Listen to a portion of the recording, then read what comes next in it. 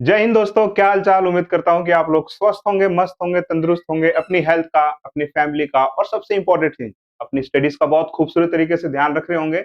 मैं प्रिंस कुमार आप सबका तहे दिल से वेलकम करता हूं आप सबके अपने यूट्यूब चैनल जिसका नाम है रोशन साह स्टडी पॉइंट। तो दोस्तों, हम लोग पढ़ रहे हैं क्लास 11th की सोशियोलॉजी। क्लास 11th की सोशियोलॉजी हम लोग जो है पढ़ रहे हैं, जिसके अंदर हम लोगों ने इससे पहले 2 चैप्टर कंप्लीट कर लिए हैं।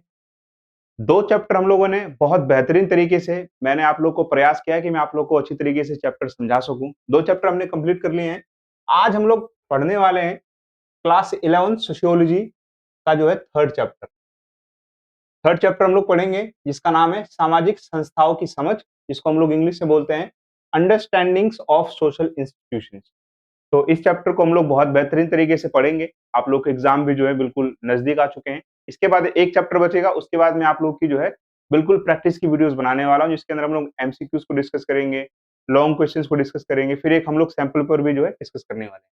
तो अगर आप लोग चैनल पर नए आए तो प्लीज आप लोग वीडियो को लाइक कीजिए, शेयर कीजिए और चैनल को सब्सक्राइब करना मत भूलिए और बने रहिए। तो चलिए दोस्तों, कॉपी पेन लेके बैठ जाइए और हम लोग आज पढ़ने वाले हैं चैप्टर नंबर थर्ड, सामाजिक संस्थाओं की समझ।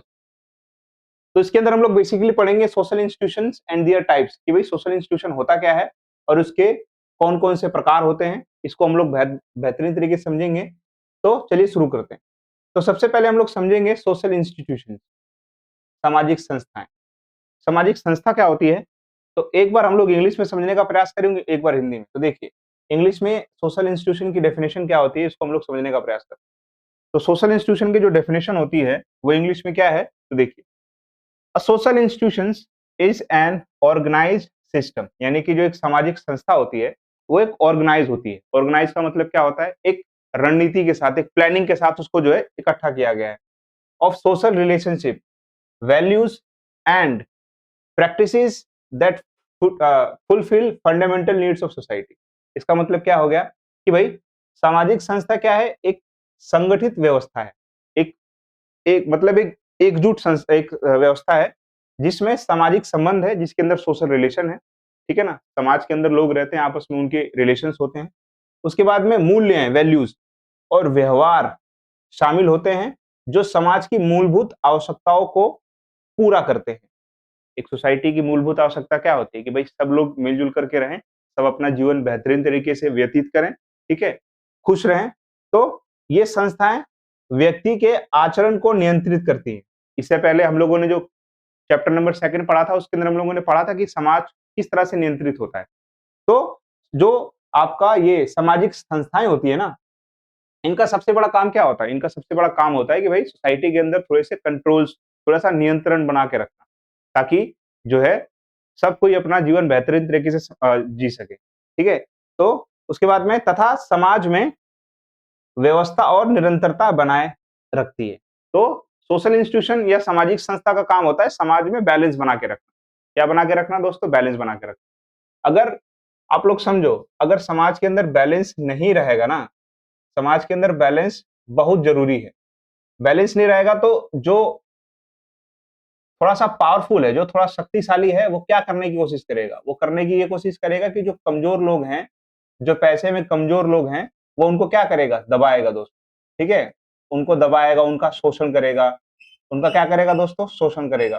तो इसलिए जो है सामाजिक जो संस्थाएं होती हैं, ये क्या बना के रखती हैं दोस्तों, ये आपका बैलेंस बना के रखती है। क्या बना के रखती हैं, बैलेंस बना के रखती है। ठीक है, ये आगे हम लोग समझेंगे कि किस प्रकार से सामाजिक संस्था जो है वो नियंत्रण करके रखती है। तो उम्मीद करता हूं कि आप लोग को जो सामाजिक संस्था समझ में आ गया होगा। एक बार और रिवीजन कर लेते हैं। सामाजिक संस्था का काम क्या होता है कि भाई एक संगठित व्यवस्था है। ठीक है, एक संगठित व्यवस्था है जिसमें सामाजिक संबंध, मूल्य और व्यवहार शामिल होते हैं, जो समाज की मूलभूत आवश्यकताओं को क्या करती है, पूरा करती है। और ये संस्थाएं व्यक्ति के आचरण को क्या करती है, नियंत्रित करती हैं, व्यक्ति के आचरण को कंट्रोल करके रखती हैं। अगर मैं आप लोग को एक एग्जाम्पल के साथ समझाने का प्रयास करूं कि सामाजिक संस्था का जो है रोल क्या होता है हमारी सोसाइटी के अंदर, तो आप लोग जो है ध्यान से इसको देखिए। सामाजिक संस्था का काम क्या होता है, मान लीजिए कि एक सोसाइटी के अंदर जो है, आप लोग सोसाइटी के अंदर रहते हैं। मान लो कि एक पैसे वाला इंसान है। क्या है दोस्तों, थोड़ा सा धनवान इंसान है, पैसे वाला है। ठीक है, ये जो है, इसके पास खूब सारा पैसा है, ये घर के अंदर जो है खूब सारा जो है साउंड सिस्टम लगा के रखा हुआ है, गाने सुनता है खूब हाई वॉल्यूम के अंदर। हाई वॉल्यूम के अंदर क्या सुनता है दोस्तों? गाने सुनता है। अब वहीं पर एक गरीब इंसान है या फिर एक मध्यम वर्ग फैमिली का बंदा है, ठीक है? अब इसके बच्चे जो हैं पढ़ते हैं, छात्र हैं, ठीक है? पढ़ते हैं, पढ़ाई-लिखाई कर रहे हैं घर के अंदर, एग्ज़ाम की तैयारी कर रहे हैं। क्या कर रहे हैं दोस्तों? एग्ज़ाम की तैयारी कर रहे हैं। वहीं पर ये जो धनवान व्यक्ति है, इसको लगता है कि ये सबसे पावरफुल है सोसाइटी के अंदर, ठीक है? ये जैसे चलेगा वैसे समाज चलेगा। तो ये क्या करता है कि भई जो गाने हैं ना बिल्कुल हाई वॉल्यूम पे सुनता है और यहाँ पर बच्चे प्रिपरेशन कर रहे हैं। तो आप लोग समझने की कोशिश कीजिए, यहाँ पर क्या कर रहा है ये? ये इनका जो एक तरह से शोषण करने का कोशिश कर रहा है। ये अपने आनंद के लिए जो है, अपने आनंद के लिए, अपने प्लेज़र के लिए जो है, दूसरों के जो भविष्य उसके साथ कॉम्प्रोमाइज़ कर रहा है। तो अब यहाँ पर किस तरह से चीज़ें अब समाज के अंदर कुछ लोग अब ये लोग किसकी सहायता लेंगे? ये लोग पुलिस के पास जाएँगे। मतलब खैर ऐसे मतलब ऐसे जल्दी में पुलिस के पास नहीं जाएँगे ये लोग। समाज के अंदर कुछ थोड़े से समझदार लोग होंगे, ये उनको जाकर के शिकायत करेगा कि भई देखो ऐसे-ऐसे है। तो वो लोग आकर के क्या करेंगे? इसको थोड़ा-सा धमकाएँगे कि भई तू क्या कर रहा है ये? बच्चे पढ़ाई-लिखाई कर रहे हैं और तू हाई वॉल्यूम पे गाना सुन रहा है। तो वो जो लोग आकर के जो इसको समझा रहे हैं ना, पैसे वाले इंसान को, तो एक तरह से वो क्या कर रहे हैं? नियंत्रण करने का कोशिश कर रहे हैं। इस तरह के लोगों पे क्या करने की कोशिश कर रहे हैं? नियंत्रण करने की कोशिश कर रहे हैं। तो हमारी सामाजिक संस्थाओं का काम यही होता है।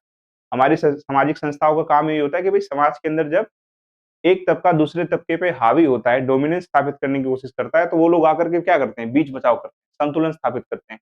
तो ये आचरणों को क्या करती है? नियंत्रित करती है तथा समाज में क्या बनाए रखती है? एक व्यवस्था और निरंतरता बनाए रखती है। ठीक है? सामाजिक संस्था का एक मैंने आपको मोटा-मोटा जो है एक एग्ज़ाम्पल आप लोग को जो है समझाने का प्रयास किया है। बाकी हम लोग समझेंगे। सामाजिक संस्था ये होती है। ठीक है? उम्मीद करता हूँ कि आप लोग को जो है समझ में आ गया होगा, तो आगे बढ़िए। आगे देखिए। ये आप लोग का डेफिनिशन था सामाजिक संस्था का। अब सामाजिक संस्था भी जो है आपका 2 प्रकार का होता है।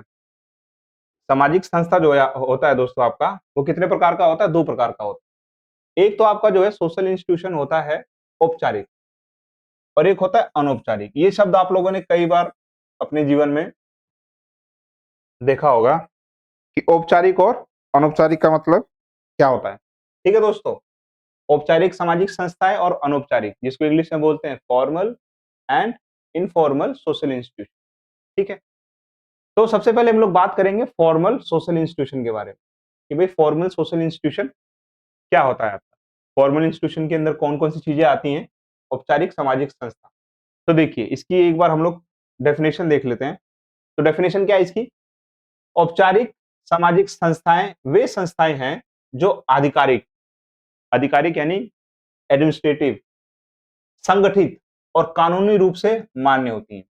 यानी कि हमारे सोसाइटी के अंदर ऐसी सामाजिक संस्था जिनका वर्णन संविधान के अंदर किया गया है, ठीक है? आधिकारिक हैं, उसके बाद में कानूनी रूप से जो है मान्य है, उनको कानूनी मान्यता प्राप्त की गई है।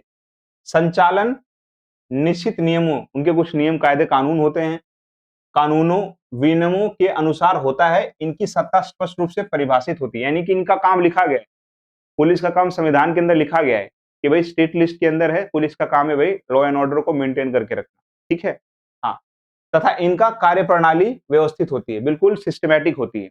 अगर कोई कानून को तोड़ता है तो ये लोग जो है उसको गिरफ्तार करेंगे, एफआईआर लिखेंगे, फिर उसको उसको फिर जो है न्यायपालिका के सामने जो है रखा जाएगा, फिर न्यायपालिका जो है फैसला लेगी कि वह इंसान दोषी है कि नहीं। तो इनका काम क्या है? लिखा गया है दोस्तों। पुलिस का काम क्या है? लिखा गया है। कानून के अंदर है, संविधान के अंदर जो है लिखा गया है। ठीक है? तो ये भी एक प्रकार की क्या है? सामाजिक संस्था है। ये भी समाज पे कंट्रोल बना के रखती है। अगर कोई गलत काम कर रहा है तो पुलिस वाले जो आकर के लॉ एंड ऑर्डर को मेंटेन करके रखते हैं। ठीक है? तो पहला जो सामाजिक संस्था है वो क्या है? Formal social institution. कुछ शब्द आप लोग को ध्यान रखने हैं। वो शब्द क्या हैं दोस्तों? वो शब्द हैं आपके कि वो शब्द हैं कि भई ये सामाजिक संस्थाएँ आधिकारिक होती हैं, उसके बाद में संगठित होती हैं, कानूनी रूप से इनको मान्यता प्राप्त होती है दोस्तों। इनके कुछ निश्चित नियम होते हैं, कानून होते हैं, विनियम होते हैं और इसी के अनुसार जो है ये लोग क्या करते हैं कार्यप्रणाली को व्यवस्थित करके रखते हैं। ठीक है? इनकी एक जवाबदेही होती है। पुलिस की जवाबदेही किसके प्रति है? जनता के प्रति, अपने संविधान के प्रति है। ठीक है दोस्तों? हाँ, इनको लाइसेंस मिला होता है। अगर हम सरल शब्दों में समझने का प्रयास करें तो ये फॉर्मल सामाजिक संस्था ऐसी है कि इनको संविधान ने लाइसेंस दे रखा है कि भाई तुम्हारा काम ही है सोसाइटी के अंदर नियंत्रण बना के रखना। ठीक है? कायदे कानून को जो है अच्छी तरह से लागू करवाना। ठीक है दोस्तों, उम्मीद करता हूँ कि आप लोग को समझ में आ रहा होगा। इसके बाद हम लोग बात करेंगे कि भाई औपचारिक सामाजिक संस्था के अंदर जो है कौन-कौन सी संस्थाएँ आती हैं, फॉर एग्ज़ाम्पल के रूप में। तो इसके अंदर सबसे पहले एग्ज़ाम्पल्स क्या-क्या हैं? तो सबसे पहले आपका देखिए एजुकेशनल इंस्टीट्यूशंस, शैक्षिक संस्थाएँ। शैक्षिक संस्था जिसके अंदर आपका जो है विद्यालय आता है। क्या आता है दोस्तों? विद्यालय आता है। ये भी एक तरह से क्या है सामाजिक संस्था है। विद्यालय हो गया दोस्तों। उसके बाद में आपका हो गया महाविद्यालय, महाविद्यालय जिसको हम लोग कॉलेज बोलते हैं, महाविद्यालय। उसके बाद में आपका आता है विश्वविद्यालय। क्या आता है दोस्तों? विश्वविद्यालय, विश्वविद्यालय। तो ये सब क्या है? ये भी जो है ये भी क्या है दोस्तों? ये भी एक सामाजिक संस्था है। अब आप लोग के मन में एक सवाल आएगा कि भैया सर जी, ये सामाजिक संस्था किस प्रकार से समाज पे जो है नियंत्रण बना के रखती है? तो ये कई प्रकार से नियंत्रण बना के रखती है। आप लोग जो किताबें पढ़ते हो, आप जब तीसरी चौथी क्लास में होगे तो उसमें एक अ, मोरल की किताब होती थी, नैतिकता की किताब होती थी। फिर आपको जो है किताबों के माध्यम से आप लोग को जो है नैतिकता पढ़ाई जाती है, ठीक है? आप लोग को जो एक सभ्य नागरिक बनाने का प्रयास किया जाता है। उसके बाद में जो आप लोग को एक सभ्य नागरिक बनाने का प्रयास किया जाता है। आप लोगों को ये सिखाया जाता है कि आप लोग को जो है कानून का क्या करना है, कानून को फ़ॉलो करना, कानून को कभी तोड़ना नहीं है, ठीक है? आप लोग को एक अच्छा इंसान बनाने की कोशिश किया जाता है। तो ये भी एक प्रकार से आप लोगों पे क्या है नियंत्रण, ये अच्छा नियंत्रण है दोस्त, ठीक है? तो स्कूल कॉलेज के अंदर भी जो है हम लोग को एक तरह से नियंत्रित किया जाता है, जो कि अच्छी चीज़ है। उसके बाद में आता है आपका पॉलिटिकल सिस्टम। क्या आता है दोस्तों? जिसके अंदर गवर्नमेंट सरकार होती है, राजनीतिक व्यवस्था सरकार। सरकार किस तरह से जो है एक सामाजिक संस्था का काम करती है। सरकार इस तरह से जो है एक सामाजिक संस्था का काम करती है दोस्तों, समाज किस तरह से जो है एक सामाजिक संस्था का काम करती है, तो वो इस तरह से जो है एक सामाजिक संस्था का काम करती है।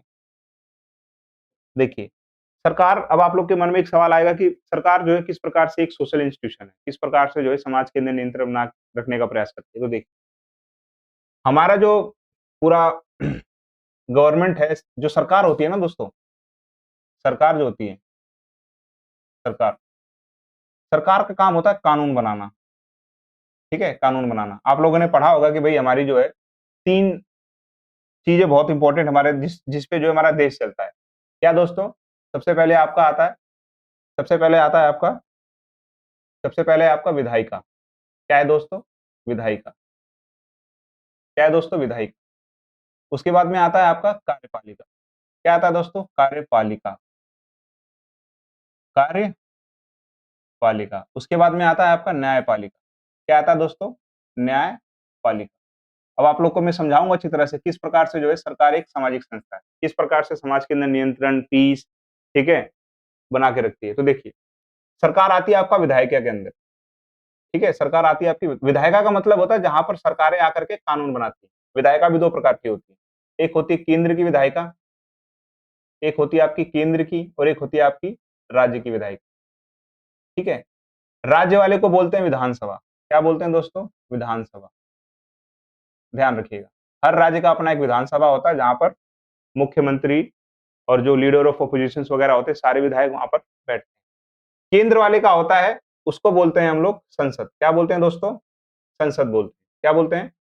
संसद बोलते हैं। अब आप लोगों ने सुना होगा पार्लियामेंट, पार्लियामेंट भी 2 अंगों में बँटा हुआ है।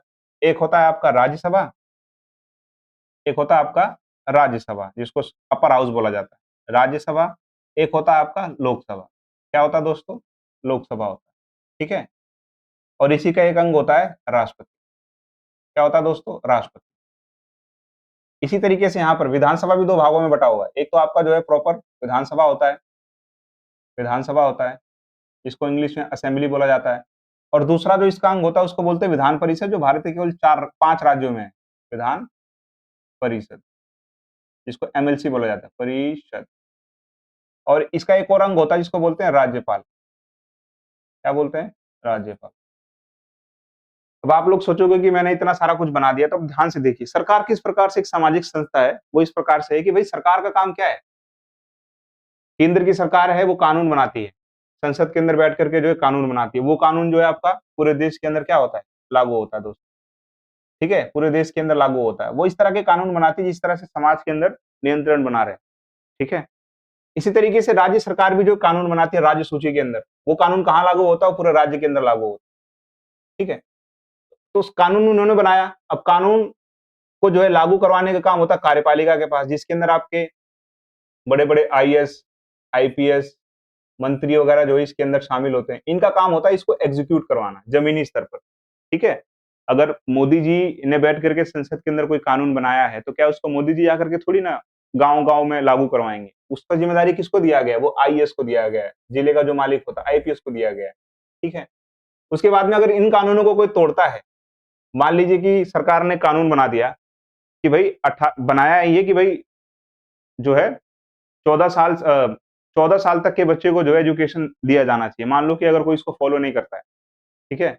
तो अब अगर फ़ॉलो नहीं करेगा तो उसको कहाँ ले जाया जाएगा? न्यायपालिका के सामने। न्यायपालिका फैसला करेगी कि भई इसने क्या सच में कानून को तोड़ा है कि नहीं तोड़ा है? अगर तोड़ा है तो इसको क्या देगी न्यायपालिका? दंड देने वाली, ठीक है? तो इस प्रकार से भी जो है सरकार भी अपने आप में क्या है दोस्तों एक सामाजिक संस्था है। क्या है? सामाजिक संस्था। वो क्या बना के रखती है? नियंत्रण बना के रखती है। नियंत्रण किस प्रकार से बनाती है वो? कानून बनाती है। संसद के अंदर बैठ के या विधानसभा के अंदर बैठ करके जो है कानून का निर्माण करती है, फिर उस कानून को लागू किया जाता है, फिर उससे जो है समाज क्या होता है? नियंत्रित होता है। उम्मीद करता हूँ कि आप लोग को समझ में आया होगा। ठीक है? आगे बढ़ते हैं। नेक्स्ट देखते हैं दोस्तों। नेक्स्ट जो है देखते हैं नेक्स्ट क्या है आपका?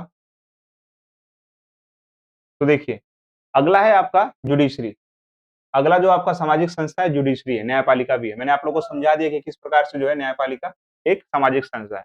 एक और एग्जांपल आप लोग लीजिए कि न्यायपालिका किस प्रकार से जो है समाज के अंदर सोशल इंस्टीट्यूशन का काम करती है। ठीक है? आप लोग इसको जो है इस तरह से समझने का प्रयास कीजिए। इसको जो है आप लोग इस तरह से समझने का प्रयास कीजिए। देखिए, न्यायपालिका किस प्रकार से जो है आपका सोशल इंस्टीट्यूशन है। जैसे कि मान लीजिए कि कोई सा भी जैसे कि आप लोग को एक एग्जांपल देता हूँ। न्यायपालिका किस प्रकार से जो है समाज को नियंत्रित करके रखती है, कि भाई समाज कई बार क्या होता है कि कुछ ऐसे प्रथाएँ, कुछ ऐसे कानून बना देता है जो समाज के लिए ठीक नहीं होता है। समाज के लिए ठीक नहीं होता है। फॉर एग्जाम्पल बहुत फेमस केस है एक, मैं आप लोगों को समझाता हूँ। किस प्रकार से जो है न्यायपालिका एक जो है सामाजिक संस्था देखिए, एक मंदिर है जिसका नाम है सबरीमाला। एक मंदिर है दोस्तों जिसका नाम है सबरीमाला, ठीक है? आज से लगभग 6-7 साल पहले सबरीमाला मंदिर के अंदर जो है ऐसी मान्यता थी, सबरीमाला मंदिर के अंदर ऐसी मान्यता थी कि भई महिलाओं को, खासकर कि वो महिला जो अपने क्या बोलते हैं, महिलाएँ जो हैं एक तरह से अपने मासिक धर्म के वक़्त पे है ना, मासिक के समय पे उनको जो है मंदिर के अंदर प्रवेश नहीं दिया जाता था। मंदिर के अंदर क्या नहीं दिया जाता था? प्रवेश। ऐसा माना जाता था कि भई उस समय जो महिलाएँ अपवित्र होती हैं, उनको मंदिर के अंदर नहीं जाना चाहिए। ठीक है? अब महिलाओं ने जो है ये बात किसके सामने रखी? महिलाओं ने ये बात रखी न्यायपालिका के सामने। न्यायपालिका के सामने यह बात रखी गई कि भई महिलाएँ मंदिर के अंदर इस वक़्त प्रवेश नहीं कर सकती। खूब डिबेट चली, खूब वाद-विवाद हुआ। तो आखिरी में जो है ये न्यायपालिका ने डिसीज़न दिया कि भई बिल्कुल जा सकती है। महिलाओं को जो है मंदिर के अंदर प्रवेश बिल्कुल मिलना चाहिए। ठीक है? मिलना चाहिए। तो उन्होंने रीज़न क्या दिया कि भई मासिक धर्म, क्या इससे महिलाएँ अपवित्र हो जाती हैं? बिल्कुल भी नहीं। इस मासिक धर्म की वजह से तो पूरा संसार बना है। अगर ये ना हो तो क्या कोई महिला गर्भवती हो पाएगी? क्या हम लोग आज पैदा होते या कोई दूसरा पैदा होता? तो ये जो है न्यायपालिका ने क्या दिया, ये डिसीज़न दिया। न्यायपालिका ने क्या दिया, ये डिसीज़न दिया। किसके अगेंस्ट में? जो प्रथाएँ थी, जो समाज के अंदर जो थी प्रथाएँ थी, जो मान्यताएँ थी, उसके खिलाफ में जाकर के जो है आपका जुडिशरी ने, न्यायपालिका ने क्या दिया दोस्तों? जजमेंट दिया। ठीक है? जजमेंट दिया आपका न्यायपालिका ने। तो न्यायपालिका ने एक तरह से क्या स्थापित किया? नियंत्रण स्थापित किया कि भाई अगर कोई भी गलत नियम, कायदे कानून समाज के अंदर लागू करेगा जिससे किसी वर्ग को क्षति पहुँचती है, किसी को नुकसान होता है, तो डेफिनिटली जो है यह नियंत्रण करेगा। कौन नियंत्रण करेगा? आपका जो है जुडिशरी इंटरफियर करेगा, हस्तक्षेप करेगा, ठीक है? कुछ डिसीजन देगा जिससे कि जो है समाज के अंदर नियंत्रण बना रहे।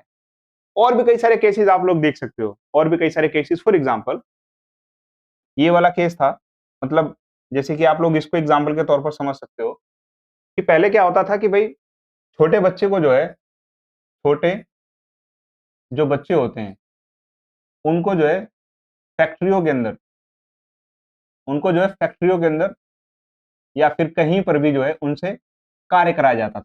क्या कराया जाता था दोस्तों? कार्य कराया जाता था। ठीक है? छोटे बच्चे जो 14 साल से कम उम्र के हैं, उनसे क्या कराया जाता था? कार्य कराया जाता था। ठीक है? समाज के अंदर एक प्रथा थी। लेकिन उसके बाद में यही चीज़ जब जुडिशरी के सामने, न्यायपालिका के सामने, कोर्ट के सामने किसी ने जो है इस बात को रखा होगा, तो न्यायपालिका ने फिर जजमेंट दिया कि भई नहीं, आप लोग जो है 6 से 14 वर्ष के बच्चे को वर्ष के बच्चे या बच्ची को कोई काम आप नहीं करा सकते हो। ठीक है? ढाबे पे आप लोग अपने आस-पास कई बार देखते हैं कि भई छोटू होता है एक, ठीक है? वो साफ-सफाई करता है, चाय वगैरह पहुँचाता है, ठीक है? और भी कई जगह आप लोगों ने देखा होगा। तो न्यायपालिका ने क्या जजमेंट दिया? न्यायपालिका ने जजमेंट दिया भई कि 6 से 14 साल के बच्चे को अगर कहीं पर भी काम करता देखा गया, ठीक है? तो जो मालिक है ना, मालिक को क्या दिया जाएगा? मालिक को दिया जाएगा दंड। मालिक को दंड दिया जाएगा। क्या दिया जाएगा दोस्तों? दंड दिया जाएगा। यानी कि यहाँ पर न्यायपालिका ने इंटरफेयर किया, हस्तक्षेप किया, ठीक है? समाज को नियंत्रित करने के लिए। बच्चों के हित में उन्होंने क्या फैसला दिया कि भई दंड दिया जाएगा और इन्होंने इसको क्या बना दिया? एक मौलिक अधिकार बना दिया। क्या बना दिया दोस्तों? मौलिक अधिकार बना दिया, ठीक है? इसको जो है एक फंडामेंटल राइट बना दिया कि भई 6 से 14 साल के बच्चे को जो है काम नहीं कराएँगे, अगर आप काम कराए पाते गए तो इसको क्या बोला जाएगा? चाइल्ड लेबर समझ कर के जो है आपको दंड दिया जाएगा। ठीक है? तो इसको क्या बना दिया गया? मौलिक अधिकार बना दिया। तो इस प्रकार से न्यायपालिका क्या करती है, समाज के अंदर कई सारे नियम, कायदे, कानून होते हैं जो कि ठीक नहीं होते हैं समाज के लिए। एक वर्ग को जो है नुकसान पहुँचा रहे होते हैं, तो न्यायपालिका आती है, न्यायपालिका फिर वो क्या करती है वो, उसको अपने जो है संज्ञान में लेती है और उसके खिलाफ जो है कई सारे जजमेंट देती है। तो इस तरीके से जो है न्यायपालिका भी एक क्या है सामाजिक संस्था है। क्या है दोस्तों? सामाजिक संस्था है। ठीक है? आगे बढ़ते हैं। तो उम्मीद करता हूँ कि आप लोगों को समझ में आ गया होगा कि किस प्रकार से सरकार, किस प्रकार से स्कूल और किस प्रकार से न्यायपालिका जो है एक सामाजिक संस्था है। ठीक है? आगे बढ़ते हैं। नेक्स्ट देखते हैं नेक्स्ट देखते हैं। तो ये आप लोग का हो गया, आगे देखिए। ये तो हम लोगों ने बात किया था फॉर्मल। फॉर्मल के अंदर आपका शैक्षिक संस्थाएँ, राजनीतिक व्यवस्था, सरकार, आर्थिक संस्थाएँ, ठीक है? आपका ये सब क्या है दोस्तों? आपका एक सामाजिक संस्था, सोशल इंस्टीट्यूशन है। अब हम लोग बात करेंगे इनफॉर्मल सोशल इंस्टीट्यूशन के बारे में। किसके बारे में दोस्तों? इनफॉर्मल सोशल इंस्टीट्यूशन, ठीक है? अनौपचारिक सामाजिक संस्थाएँ कौन-कौन सी होती है उसको हम समझेंगे। तो अनौपचारिक परिभाषा एक बार हम लोग जो है देख लेते हैं। तो अनौपचारिक अनौपचारिक सामाजिक संस्थाएँ जो अलिखित यानी कि इनका कहीं वर्णन नहीं किया गया है। इसको किसी संविधान की किताब में नहीं लिखा गया है। ठीक है? अलिखित पारंपरिक हैं, ठीक है? पारंपरिक मतलब जो है चलती आ रही हैं, ठीक है? कई सालों से जो है ये चलती आ रही है। सांस्कृतिक रूप से स्वीकृत होती हैं, ठीक है? लोग इसको जो है अडॉप्ट कर लेते हैं, एक्सेप्ट कर लेते हैं। कानून द्वारा लागू नहीं किया जा सकता, ठीक है? इनको कानूनी मान्यता प्राप्त नहीं होती है। इनका कहीं वर्णन संविधान के अंदर नहीं किया गया होता है। लेकिन ये रीति-रिवाजों, परंपराओं और नैतिक मूल्यों के माध्यम से समाज में आचरण को क्या करती है? नियंत्रित करती है। यानी कि एक भी इनका भी काम क्या है? समाज के अंदर शांति बना के रखना, अगर कोई गलत कर रहा है तो उसको नियंत्रित करके रखना, ठीक है? लेकिन इनका कहीं भी ज़िक्र जो है संविधान के अंदर आपका नहीं किया गया है, ठीक है? संविधान के अंदर नहीं इसका ज़िक्र किया गया है। उसके बाद में इनको क्या नहीं है? इनको कानूनी मान्यता नहीं होती है। इनको क्या नहीं होती दोस्तों? कानूनी मान्यता नहीं होती है और दोस्तों और ये अलिखित होती हैं। इसको किसी किताब में जो है लिखा नहीं गया, ये एक समाज फ़ॉलो कर रहा होता है। आपकी जो होती हैं क्या होती हैं दोस्तों? अलिखित होती हैं और समाज इसको जो है स्वीकृति प्रदान कर देता है। क्या प्रदान कर देता है? स्वीकृति, ठीक है? स्वीकृति प्रदान कर देता है। उदाहरण के तौर पर आप लोग इसको देखिए, उदाहरण के तौर पर आप लोग जो है इसको देख सकते हैं। उदाहरण के तौर पर विवाह प्रथाएँ, शादी मैरेज कस्टम्स, शादी-विवाह की जो प्रथाएँ वगैरह होती हैं, वो किसी किताब में नहीं लिखी होती हैं, ठीक है? उसके बाद में संगोत्रीय संबंध, किनशिप रिलेशंस, जाति व्यवस्था, कास्टिज़्म, धार्मिक परंपराएँ, सामुदायिक मान्यताएँ। ये जो हैं एक तरह से आपका अनौपचारिक सामाजिक संस्थाएँ होती हैं जो समाज के ऊपर नियंत्रण बना करके जो है रखती हैं। तो उम्मीद करता हूँ कि आप लोग को समझ में आ रहा होगा। अगर आप लोग को वीडियो अच्छी लग रही है तो प्लीज़ लाइक कीजिए, शेयर कीजिए, सब्सक्राइब कीजिए। आगे बढ़ते हैं दोस्तों। नेक्स्ट देखते हैं। तो उम्मीद करता हूँ कि आप लोगों को सामाजिक संस्था की परिभाषा समझ में आ गई होगी। औपचारिक, अनौपचारिक क्या होता है वो समझ में आ गया होगा। उनमें अंतर क्या है वो समझ में आ गया होगा।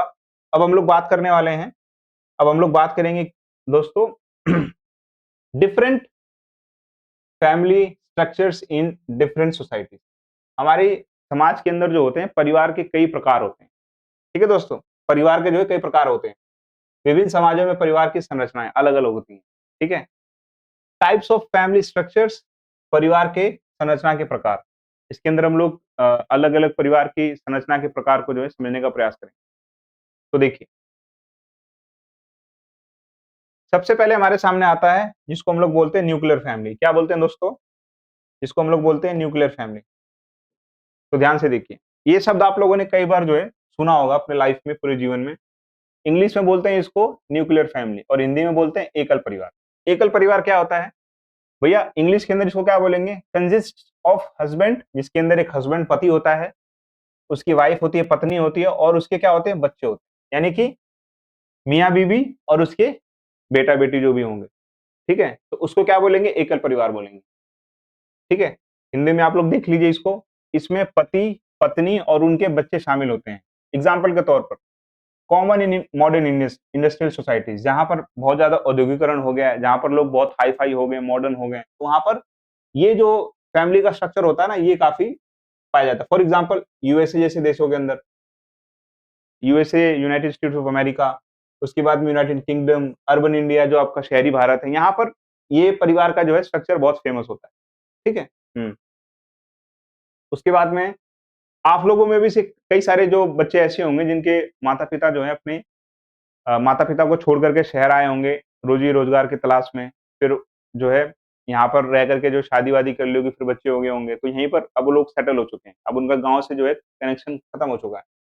इसके बाद में आता है आपका दोस्तों, इसके बाद में है आपका एकल परिवार के बाद में आता है आपका जॉइंट फैमिली। क्या आता है दोस्तों? जॉइंट फैमिली, संयुक्त परिवार। ये शब्द भी आप लोगों ने सुना होगा। जॉइंट फैमिली का मतलब क्या होता है दोस्तों? जॉइंट फैमिली का मतलब होता है कि जिसके अंदर भैया large family where parents, children, grandparents, दादा-दादी, चाचा-चाची, कज़िन्स सब एक साथ रहते हैं, ठीक है? जिसमें बड़ा परिवार जिसमें माता-पिता, बच्चे, दादा-दादी, चाचा-चाची, चचेरे भाई-बहन सब एक साथ रहते होंगे। आज भी भारत के अंदर ऐसे बहुत सारे परिवार हैं जो जॉइंट फैमिली है दोस्तों। जॉइंट फैमिली बहुत इंपॉर्टेंट चीज़ है दोस्तों। अगर आपके परिवार आप लोग जॉइंट फैमिली में रहते हैं तो आप लोग कभी भी अकेला महसूस नहीं करेंगे, ठीक है? आपके भाई-बहन हैं, आप उनके साथ खेलेंगे, कूदेंगे।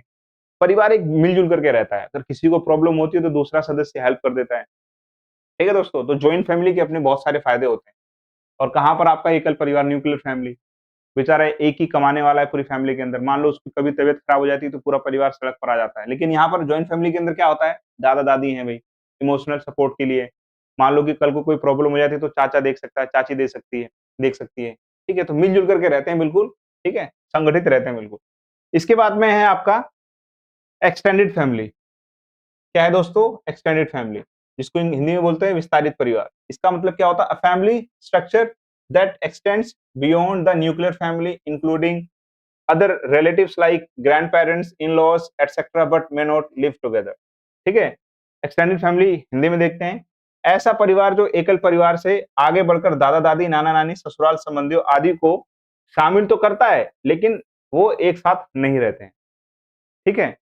यानी कि दादा-दादी, चाचा-चाची, मामा-मामी इन सबको अपने फैमिली का हिस्सा बनाते हैं, लेकिन वो लोग साथ में एक छत के नीचे नहीं रहते। तो उसको क्या बोलते हैं? एक्सटेंडेड फैमिली बोलते हैं। ठीक है? क्या बोलते हैं दोस्तों? एक्सटेंडेड फैमिली बोलते हैं। ये आपका जो है, ये जो एक्सटेंडेड फैमिली का कॉन्सेप्ट है, ये कहाँ-कहाँ पर फेमस है? तो आप लोग ध्यान से देखिए। एक्सटेंडेड फैमिली का जो स्ट्रक्चर है आपका फाउंड इन अफ्रीकन सोसाइटीज़, जो अफ्रीका के कई सारे समाज होते हैं, वहाँ पर ये काफ़ी फेमस होता है। उसके बाद में पार्टली इन रूरल इंडिया, थोड़ा बहुत जो है भारत के ग्रामीण क्षेत्रों के अंदर भी ये काफ़ी फेमस होता है, ठीक है? हाँ, आप लोग अगर इसका एग्ज़ाम्पल समझने का प्रयास करो तो ये देखो, जैसे कि आप लोगों में से कई सारे बच्चे यूपी, बिहार के होंगे, तो वहाँ पर एक कॉन्सेप्ट होता है कि जब मकर संक्रांति से पहले क्या होता है ना कि जब जितने भी रिलेटिव्स वगैरह होते हैं, जो खास-खास जैसे कि मान लीजिए रिलेटिव्स होगी आपकी बुआ होगी, बहन होगी, तो इन सब के घर पे जो है क्या ले जाया जाता है दोस्तों? खिचड़ी ले जाई जाती है। क्या ले जाया जाता है? खिचड़ी। क्या ले जाया जाता है? खिचड़ी। खिचड़ी के अंदर क्या होता है? खिचड़ी के अंदर आपका जो है अनाज होता है दोस्तों, ठीक है? खिचड़ी एक कॉन्सेप्ट होता है उत्तर भारत के अंदर, खास करके बिहार और उत्तर प्रदेश के अंदर कि जो करीबी रिलेटिव्स वगैरह हैं, जैसे दीदी होगी, उसकी शादी होगी, अपने मायके में है, बुआ हो गई अपने मायके में है, ठीक है? मामा-मामी वगैरह हो गए, तो इन सब के घर पे क्या ले जाया जाता है? खिचड़ी ले जाया जाता है, जिसके अंदर आपका अनाज होता है। क्या होता है दोस्तों? अनाज होता है और भी मिठाइयाँ वगैरह होती हैं दोस्तों। क्या होती हैं दोस्तों? मिठाइयाँ वगैरह होती हैं और थोड़ा-सा पैसा होता है। क्या होता है दोस्तों? धन होता है। अपनी इच्छानुसार जितनी जिसकी क्षमता है उस हिसाब से जो है वो धन देता है। तो ये एक्सटेंडेड फैमिली के अंदर होता है। एक साथ रहते नहीं है लेकिन उसके बावजूद भी प्यार-मोहब्बत है, तो खिचड़ी ले जाई जाती है। आप लोगों में से कई सारे बच्चे जो है इसको कोरिलेट कर सकते हैं। आगे देखिए, आगे हम लोग बात करेंगे भैया, हमारी जो सोसाइटी है ना, वो 2 प्रकार से जो है डिवाइडेड है, ठीक है? जैसे कि एक होता है आपका मातृसत्तात्मक परिवार। क्या होता है दोस्तों आपका? मात्र सत्तात्मक परिवार, ठीक है? जिसको हम लोग मैटरनल फैमिली बोलते हैं। इसके अंदर क्या होता है कि भैया in this system lineage and inheritance are traced through the mother, यानी कि जो भी लीनिएज वगैरह होती है, जो वंश परंपरा होती है, उत्तराधिकार जो माता के उस पे होती है, ठीक है? माता के आधार पर जो निर्धारित होती है। जैसे कहाँ पर? खासी नैयर कम्युनिटीज़ इन इंडिया। जैसे कि आप लोग मेघालय में चले जाओ, मेघालय में आज भी खासी जो कम्युनिटी होती है, आप लोगों ने सुना होगा गारो खासी जयंतिया, तो जो खासी कम्युनिटी है मेघालय के अंदर, वहाँ पर इसको फॉलो किया जाता है कि भई परिवार की मुखिया कौन होती है? माता होती है, ठीक है? माता के बाद जो सारी प्रॉपर्टी उसकी पुत्री को मिलती है। इस तरह से सिस्टम चलता है। तो उसको क्या बोलते हैं? मातृसत्तात्मक परिवार, ठीक है? याद रखिएगा। इसके बाद एक होता है जिसको बोलते हैं पितृसत्तात्मक परिवार, जिसको हम लोग हमारी जनरली हमारी सोसाइटी के अंदर जो फॉलो की जाती है। पैटर्नल फैमिली इसको बोला जाता है। इसके अंदर क्या होता है दोस्तों? इसमें वंश परंपरा, उत्तराधिकार, अधिकार पुरुषों के आधार पर निर्धारित होते हैं।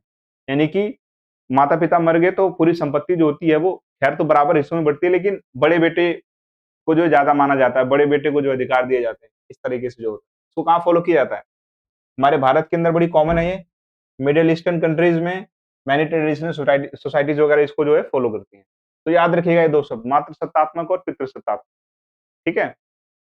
हाँ, आगे बात करते हैं दोस्तों, विवाह के विभिन्न स्वरूप, डिफरेंट टाइप्स ऑफ आपका जो मैरेजेस वगैरह होता है उसको हम लोग समझेंगे। ये आप लोग के सिलेबस में है, तो ये भी आप लोग को जो है पता होना चाहिए। ये भी आप लोग को जो है पता होना चाहिए। विवाह के विभिन्न स्वरूप, किस प्रकार के जो है स्वरूप पाए जाते हैं। तो सबसे पहला आपका जो है उसको बोलते हैं हम एक विवाह। क्या बोलते हैं दोस्तों? एक विवाह। इसके अंदर क्या होता है? इसके अंदर आपका क्या होता है तो आप लोग ध्यान से इसको देख लीजिए। यह विवाह एक व्यक्ति की एक समय में एक ही साथी रखने तक अनुमति देता है। यानी कि जो हमारे देश के अंदर कॉमन है, ठीक है? जो कॉमन है, हिंदुओं के अंदर ये बड़ा कॉमन है कि भई एक व्यक्ति जो है एक ही शादी कर सकता है, एक ही वाइफ रख सकता है, ठीक है? तो इसको बोलते हैं एक विवाह। और वहीं पर देखिए जैसे ये फेमस किसके अंदर ये भी लिख देता हूँ, जैसे कि हिंदू हिंदू धर्म के अंदर फेमस है ये, ठीक है? उसके बाद में जो है आपका ये कहाँ पे फेमस है दोस्तों? ये आपका जो है हिंदू धर्म के अंदर ये प्रैक्टिस की जाती है, ये फेमस है। उसके बाद में जो है सिख धर्म के अंदर भी है जो, उसके बाद में आपका जो है जैन धर्म के अंदर ये फ़ॉलो किया जाता है, ठीक है? हाँ, तो जो आप एक समय में एक ही शादी कर सकते हो और वहीं पर इसके विपरीत इसके विपरीत क्या है? बहुविवाह, यानी कि यह विवाह एक व्यक्ति को एक समय में एक से अधिक साथी रखने तक अनुमति देता है, ठीक है? बहुविवाह। आज से पहले जो है बहुत राजा-महाराजा वगैरह जो है एक साथ कई सारी रानियाँ रखते थे। तो ये पहले बड़ा फेमस था लेकिन आजकल जो है बिल्कुल जेब खाली हो जाएगी और सरकार जो कानून है आपको अलाउ भी नहीं करेगा, ठीक है? इसके इसके अंदर भी 2 कैटेगरी है, बहुपत्नी विवाह, यानी कि एक पति की अनेक पत्नियाँ, ठीक है दोस्तों? याद रखिएगा। उसके बाद में होता है ये किसके लिए दोस्तों? उसके बाद में है बहुपति विवाह, एक पत्नी के अनेक पति होते हैं। ठीक है? जैसे कि आप लोगों ने महाभारत के अंदर पढ़ा होगा कि भई किस प्रकार से जो है 5 पांडवों की एक पत्नी थी, ठीक है? 5 पांडवों की कौन थी दोस्तों? 5 पांडवों की एक पत्नी थी, ठीक है? कमेंट बॉक्स में बताइए उस उनका नाम क्या था, ठीक है? तो ये अमूमन जो है देखा जाए तो ये इस्लाम के अंदर इस्लाम इसकी जो है परमिशन देता है। वो भी इस कैटेगरी का इस्लाम इसकी जो है वो परमिशन देता है, इसके अंदर कि एक आदमी जो है कई सारी बीवियाँ रख सकता है, कई सारे निकाह वगैरह कर सकता है। ठीक है दोस्तों? तो याद रखिएगा ये आप लोगों से एग्ज़ाम के अंदर पूछा जाएगा। उसके बाद में जो है नेक्स्ट देखते हैं, नेक्स्ट देखते हैं। उसके बाद में अब हम लोग समझेंगे कि भैया features of every every religion प्रत्येक धर्म की क्या-क्या विशेषताएँ होती हैं, उसको हम लोग समझने का प्रयास करेंगे कि भई हमारे रिलिजन जो होता है उसकी क्या-क्या कॉमन प्रैक्टिसेज़ वगैरह होती हैं, उसको जो है हम लोग देखते हैं। तो देखिए फीचर्स ऑफ एवरी रिलीजन प्रत्येक धर्म की क्या-क्या विशेषताएँ होती हैं दोस्त? इसके अंदर सारे धर्मों की विशेषताएँ आ जाएँगी। तो भैया सबसे पहले तो होता है एक बिलीफ सिस्टम, ठीक है? एक आस्था, एक विश्वास प्रणाली होती है। कोई भी धर्म है तो उसके अंदर आपको किसी न किसी भगवान पर, इष्ट देवता पर जो है आपका फेथ होगा, तभी आप उसको फॉलो करेंगे।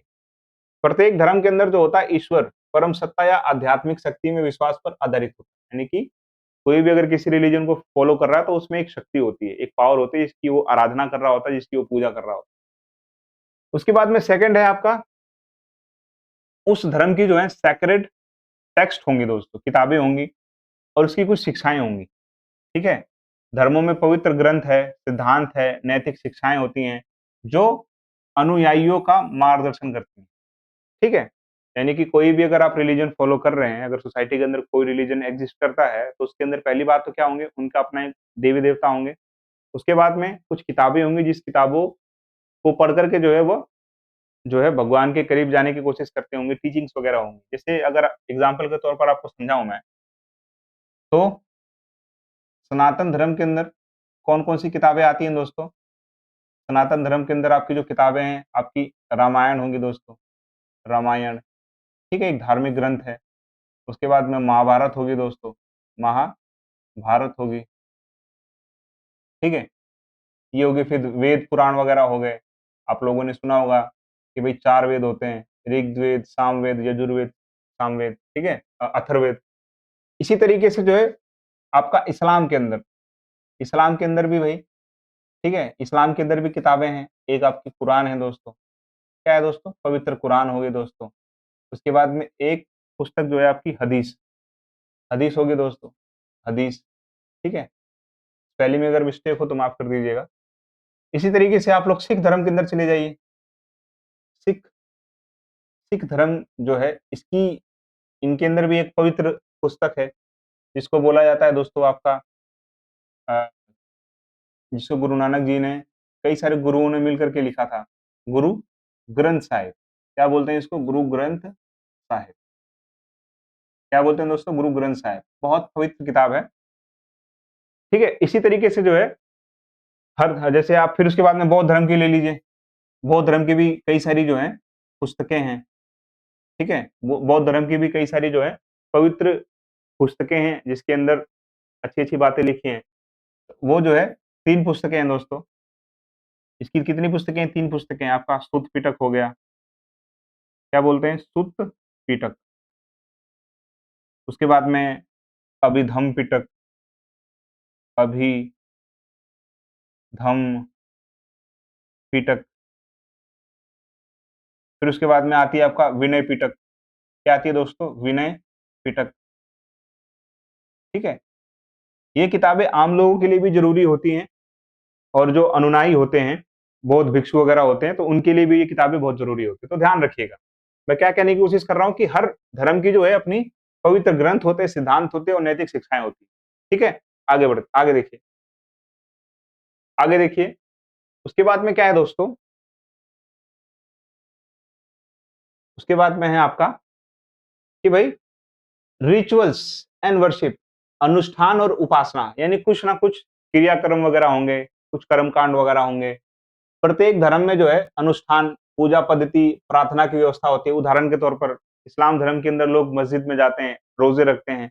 इसी तरीके से हिंदू धर्म के अंदर लोग मंदिरों में जाते हैं, ठीक है? उसके बाद में पूजा, हवन, यज्ञ वगैरह होते हैं। लोग व्रत रखते हैं, जैसे आज इस समय नवरात्र चल रहे हैं, तो लोग व्रत रखते हैं, ठीक है? तो ये है। उसके बाद में रिलीजियस इंस्टीट्यूशंस, धार्मिक संस्थाएँ। हर धर्म में मंदिर होता है, मस्जिद होता है, चर्च होता है, मठ या गुरुद्वारे जैसी संगठित संस्थाएँ होती हैं, जहाँ पर लोग जाते हैं और वहाँ पर भी जो जाने के बाद वहाँ जैसे मंदिर के अंदर जाएँगे तो पंडित होगा, तो वो अच्छी-अच्छी बातें बताता है। इंसानों को जो है अच्छा जो है बोलता है कि आप लोग अच्छे आचरण में रहो, किसी का नुकसान मत करो, किसी का दिल मत दुखाओ, ठीक है? संतुष्टि रखो, ईर्ष्या मत करो किसी से। तो ये आपको चीज़ें सिखाई जाती हैं। तो एक तरह से ये लोग भी क्या कर रहे हैं? नियंत्रण बना के रखे हैं। यानी कि लोगों को अच्छा बनाने की कोशिश करें, क्योंकि लोग अच्छे रहेंगे तो फिर समाज हमारा अच्छे तरीके से चल पाएगा। उसके बाद में होता है मोरल एंड एथिकल कोड, नैतिक एवं आचरण संहिता। धर्म क्या करता है? नैतिक मूल्य सिखाता है, आचार संहिता प्रदान करता है, जो मानव आचरण को नियंत्रित करती है। धर्म का जो सबसे इम्पोर्टेंट मकसद है ना, धर्म एग्जिस्ट किस लिए करता है कि भाई लोग जो है धर्म के रास्ते पे चलें। यानी कि लोग क्या करें? लोग जो है नैतिक बने। क्या बने दोस्तों? नैतिक बने। नैतिक बनेंगे तो क्या? लोग जो है ईर्ष्या नहीं करेंगे। क्या नहीं करेंगे दोस्तों? ईर्ष्या नहीं करेंगे। लोग हिंसा नहीं करेंगे दोस्तों। क्या नहीं करेंगे? हिंसा नहीं करेंगे। प्रेम से रहेंगे। क्या रहेंगे? प्रेम से रहेंगे। भाईचारा बना के रहेंगे। भाईचारा बना के रहेंगे। ठीक है? नियम में रहेंगे, कुछ नियम होगा दोस्तों उनका। नियम में रहेंगे, अनुशासन में रहेंगे दोस्तों। तो धर्म आपको ये सब चीज़ें तो सिखाता है, ठीक है? धर्म का भी काम क्या है? आप लोग को क्या बनाना दोस्तों? सभ्य बनाना। क्या बनाना? सभ्य बनाना। लेकिन लोग जो हैं, बातें नहीं सुनते बिल्कुल भी धर्म की। तो एक तरह से धर्म भी एक तरह से क्या होगा आपका? सामाजिक संस्था होगी। लेकिन ये क्या है? अनौपचारिक सामाजिक संस्था है। ठीक है? जो आप लोग को क्या बनाने की कोशिश करता है? सभ्य बनाने की कोशिश। ठीक है? आगे बढ़ते हैं। आगे देखिए दोस्तों नेक्स्ट। नेक्स्ट आता है आपका education as a social institution कि भाई शिक्षा किस प्रकार से जो है आप लोग का एक सामाजिक संस्था है। तो शिक्षा भी जो है दोस्तों एक सामाजिक संस्था है। शिक्षा एक सामाजिक संस्था के रूप में। तो देखिए, शिक्षा एक औपचारिक और अनौपचारिक सामाजिक संस्था है, जिसके माध्यम से ज्ञान, कौशल, मूल्य, संस्कृति, परंपराएं एक पीढ़ी से दूसरी पीढ़ी तक पहुंचाई जाती हैं। यह व्यक्ति का समाजीकरण करती हैं, ठीक है? यानी कि व्यक्ति को क्या बनाती है? सोशलाइज। एजुकेशन जो है वो इंसान को एक तो उसका दिमाग मजबूत करती है, उसके अंदर व्यवहार लाती है, एटिकेट्स लाती है, तौर तरीके लाती है, उसको सभ्य बनाती है, किस तरह से उसको बोलना है, किस तरह से उठना है, बैठना है, किस तरह का आचरण होना चाहिए। तो एजुकेशन जो है बहुत इंपॉर्टेंट रोल प्ले करती है, उसे भविष्य की भूमिकाओं के लिए तैयार करती है तथा सामाजिक व्यवस्था को बनाए रखती है। एजुकेशन सबसे इंपॉर्टेंट आपका जो है सामाजिक संस्था हो गया, और एजुकेशन आपका औपचारिक भी है और अनौपचारिक भी है, तो याद रखिएगा। ठीक है? अब हम देखेंगे भैया शिक्षा संस्था की विशेषताएँ क्या-क्या हैं? तो भैया शिक्षा संस्था जो है उसकी क्या-क्या विशेषताएँ होती हैं? सबसे पहले हम लोग देखेंगे दोस्तों, सबसे पहले हम लोग देखेंगे कि भई संस्कृति का संचार, यानी कि शिक्षा सांस्कृतिक धरोहर, परंपरा और भाषा नई पीढ़ी तक पहुँचाती है। एजुकेशन का काम क्या होता है कि भई अच्छी चीज़ों को जो है बुक्स के माध्यम से जो है एक जनरेशन टू जो सेकंड जनरेशन जो होती है उसको पढ़ाया जाता है। ठीक है? हाँ, और इसकी विशेषताएँ क्या होती हैं दोस्तों? स्पेशलाइज़ेशन, समाजीकरण। ये क्या करती है दोस्तों? समाजीकरण करती है। ये व्यक्ति का विकास करती है, उस व्यक्ति का मानसिक विकास भी करती है, भावनात्मक विकास भी करती है, शारीरिक विकास भी करती है, नैतिक विकास भी करती है तथा समाज में आवश्यक नियम बनाती है, मूल्य, व्यवहार ये सब तमाम चीज़ें जो हैं वो सिखाती है, ठीक है? तो इस तरह से जो है इंसान को क्या बनाने की कोशिश करती है? एक सोशल एनिमल बनाने की कोशिश करती है। क्या बनाने की कोशिश करती है दोस्तों? सोशल एनिमल बनाने की जो है कोशिश करती है। उसके बाद में दोस्तों, उसके बाद में ध्यान से देखिए, उसके बाद में ये आपको क्या देती है? कौशल भी देती है। आपको कोई ना कोई एक जो है आपको कौशल प्रदान करती है। यानी कि शिक्षा व्यक्ति को क्या रोजगार, जीवन निर्वाह हेतु व्यावहारिक एवं व्यावसायिक कौशल प्रदान करने का प्रयास करती है। ये आपको सिखाती है कि भई आप आगे चल कर के क्या बनोगे? टीचर बनोगे, इंजीनियर बनोगे, डॉक्टर बनोगे, किस तरह से अपनी सेवा दोगे समाज को, ठीक है? उसके बाद में आखिरी है सोशल कंट्रोल, सामाजिक नियंत्रण भी करती है। ये आपको अनुशासन का पाठ सिखाती है आप लोग को, डिसिप्लिन, नियम, नैतिक शिक्षा के माध्यम से आचरण को नियंत्रित करने का जो है प्रयास करती है। तो ये भी एक प्रकार से क्या है? एजुकेशन भी क्या है? एक तरह से सोशल इंस्टीट्यूशन है दोस्तों। आप लोगों को कंट्रोल करने की कोशिश करती है। ठीक है? तो ये था दोस्तों आप लोग का चैप्टर नंबर 3। उम्मीद करता हूँ कि आप लोग को समझ में आया होगा। अगर आप लोग को वीडियो अच्छी लग रही हो तो प्लीज आप लोग वीडियो को लाइक कर दीजिए, चैनल को सब्सक्राइब कर दीजिए और शेयर कीजिए वीडियो को। तो ये तमाम चीजें हम लोगों ने देखी। सबसे पहले हम लोगों ने देखा कि भैया सामाजिक संस्था क्या किसे बोला जाता है। सामाजिक संस्था 2 प्रकार की होती है, औपचारिक, अनौपचारिक। फिर हम लोगों ने समझा कि भाई औपचारिक के अंदर क्या-क्या आता है, ठीक है? फिर अनौपचारिक के अंदर क्या-क्या आता है, वो हम लोगों ने बेहतरीन तरीके से समझा। उसके बाद हम लोगों ने समझा कि भैया अ, परिवार कितने प्रकार के होते हैं। हम लोगों ने समझा एकल परिवार होता है दोस्तों, उसके बाद में संयुक्त परिवार होता है, उसके बाद में एक्सटेंडेड फैमिली होती है। फिर उसके बाद हम लोगों ने क्या देखा, फिर उसके बाद हम लोगों ने देखा कि समाज जो है 2 आधारों पे बँटा हुआ है, मातृ सत्तात्मक और पितृ सत्तात्मक। उसके बाद हम लोगों ने देखा भाई कि भाई धर्म की क्या-क्या खास विशेषताएँ होती हैं।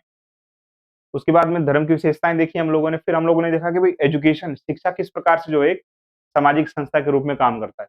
तो ये तमाम चीज़ें जो है हम लोगों ने इस चैप्टर के अंदर पढ़ा है और मैंने आप लोग को जो है अपना 110% तरीके से आप लोग को समझाने का प्रयास किया है। उम्मीद करता हूँ कि आप लोग को जो है तमाम चीज़ें अच्छी लगी होंगी और ये तमाम चीज़ें जो है आपके एग्ज़ाम के पर्सपेक्टिव से, नज़रिए से बहुत इम्पोर्टेंट हो जाती है। तो आप लोग जो है इसका आप स्क्रीनशॉट लेकर के नोट्स भी बना सकते हो। तो ये था आप लोगों का दोस्तों चैप्टर नंबर 3 जिसका नाम था दोस्तों, चैप्टर का नाम क्या था कि भाई सामाजिक संस्थाओं की समझ, अंडरस्टैंडिंग्स ऑफ सोशल इंस्टीट्यूशंस क्या होती है, तमाम चीज़ें हम लोगों ने देख ली। ठीक है? उम्मीद करता हूँ कि आप लोग को वीडियो अच्छी लगी होगी। अगर आप लोग को वीडियो अच्छी लगी है तो दोस्तों आप लोगों से एक रिक्वेस्ट है, वो रिक्वेस्ट क्या है तो आप लोग वीडियो को जो है लाइक कीजिए, ठीक है? वीडियो को लाइक कीजिए, शेयर कीजिए, जितना ज़्यादा हो सके अपने दोस्तों तक इसको पहुँचाइए, चैनल को सब्सक्राइब कीजिए और जो है अगर आप लोग को कोई डाउट वगैरह है, तो आप लोग जो है कमेंट कीजिए। कमेंट का रिप्लाई आप लोग का जो है किया जाएगा। ठीक है? तो उम्मीद करता हूँ कि आप लोग को जो है चैप्टर अच्छी तरह से समझा पाया होऊँगा मैं। ठीक है? तो मिलते हैं नेक्स्ट वीडियो में। अब हम 4th चैप्टर जो आप लोग का उसको हम लोग कवर करेंगे। फिर उसके बाद में हम लोग प्रैक्टिस करने वाले हैं अच्छी तरीके से क्योंकि सोशियोलॉजी का पेपर बहुत नज़दीक है। तो मिलते हैं नेक्स्ट वीडियो में, तब तक अपना ध्यान रखिए, लाइफ को एन्जॉय कीजिए, पढ़ते रहिए, खुश रहिए। जय हिंद दोस्तों।